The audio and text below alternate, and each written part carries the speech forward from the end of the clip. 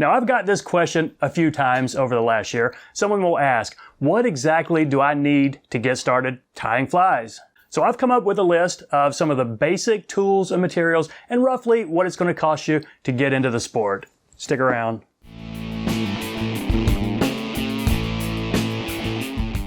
Hello everybody, welcome to Savage Flies. I'm Matt, thanks for stopping by. So this video is really aimed at maybe someone who just started tying flies or someone who hasn't started yet and is thinking about getting into it. But I also want to invite you veterans out there, your friends of the channel, to leave some of your advice in the comments. If you had a friend that came to you and said, what do I need to get started fly tying? You know, what's the one piece of advice that you might tell them? Now, before I get started on this list, let me preface this by saying I wasn't really sure where to cap, the dollar amount. I mean, could I come up with a list for $25? Well, that turned out to be really challenging. What about $35 or $40? Well, now we're getting there, but it's still kind of difficult. So I just set the arbitrary cap at $50 and said, what can I come up with for $50 that will get a brand new tyer who has absolutely nothing into this sport and tying flies? Well, the first thing we're going to need is a vise. And if you go to any of the fly tying forums out there or watch any of the other YouTube videos, you might see them say, oh, just get your basic entry-level vise for $80 or $100. But I'm not going to tell you that. I'm going to recommend this vise right here. This is the double A. Actually, it's called the Super Double A. And it's a pretty solid vise. It's coming in, as of today, at $12.95. I've never seen it for more than $15. And it's the vise a lot of us started with. It's the one that comes in a lot of kits today. Now, it's not the greatest vise in the world, but it's really pretty solid. And when I look at it and think, how long is this going to last? Well, if you tie flies 4 or 5 times a year, it's going to last you 20 years, no problem. If you find yourself tying 4 or 5 times a week and dozens of flies at a time, when your skill level starts outgrowing your equipment, you're going to know. So the double A vise at about $13, that's going to be my recommendation for this kit for a brand new tyer. Now, the next thing you're going to absolutely need is a pair of scissors. So standard pair of scissors. I mean, you can spend $15 to $25 on a good pair of Dr. Slick, or you can spend about $4 on a most basic pair of scissors. And these are going to work just fine. They're not going to last you as long. Maybe they're not 100% as sharp as the high-end scissors, but they're going to cut feathers and fur and thread. They're going to do everything you need them to do. So yeah, get a cheap pair of scissors to get started. Absolutely nothing wrong with that. Now, the next thing you're going to need, it's a bobbin holder. I mean, we just call this a bobbin, but technically the bobbin is the spool that the thread is on, so this is a bobbin holder. Now, this is a stainless steel one right here, and let me check my cheat sheet. This one, $2.55, I think, from Stockard. Just tension, spring-loaded, old school bobber. Doesn't have a ceramic tip, but it's going to work. If you can tie well with this, you can tie well with any bobbin out there, and you're not going to break the bank. I mean, even a good bobbin is going to cost you $15 to well, you can spend $50+ on one, but a good bobbin is probably $15, but a couple of dollars for this guy, it's going to get you started. It's going to be just fine. Now, one more tool that I am going to recommend in this list I'm putting together, it's the whip finish tool. Now, you could learn to do it by hand. It's not going to be that hard. But I do really recommend this. And I recommend the Mattarelli style, which the cheapest one of these I found was about $4 or so.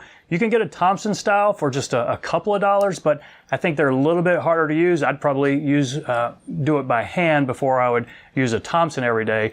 But the Mattarelli for a new tyer, I think that's going to be worth a few dollars you pay for it. So where are we so far? With the 4 pieces of equipment that I think you absolutely need to get started, we're at $23.70. So we're about halfway to our budget. And I told you it's going to be hard to get a full kit for under $50, but we're going to do it. So keep watching. So the next thing we're going to need, obviously, some hooks. And the most economical hooks I've ever found out there are these by Sabre. From Fly Shack, for about $7, you can get 100 hooks. And that's roughly the price whether you're getting wet fly, dry fly, streamer hooks, or whatever. And if I was only going to buy 1 pack of hooks, it would be these. So number 12, it's a barbless dry fly and light nymph hook. And it's a 2X long hook. You can tie dry flies, nymphs, wet flies on it. Pretty much anything except streamers. And I would go with number 12 because that's kind of my the fly that I tie the most of would be a size 12. And if I was going to get a couple more packs, I'd probably get a size 14 and then maybe a size 6 streamer hook. Now, going along with the hook, next thing we're going to need is thread. You certainly don't have to break the bank on the thread. This UTC Ultra thread is about $2.15. I'd get black and 70 denier. Black's going to cover 90% of the flies you'd tie out there, as well as 70 denier. So where does that leave us? We've gone through the 4 pieces of equipment that I think are absolutely mandatory, plus some thread and hooks. We're at $32 and some change. Now that leaves us with just a little bit under $18 to pick the actual materials we're going to be putting on the hook.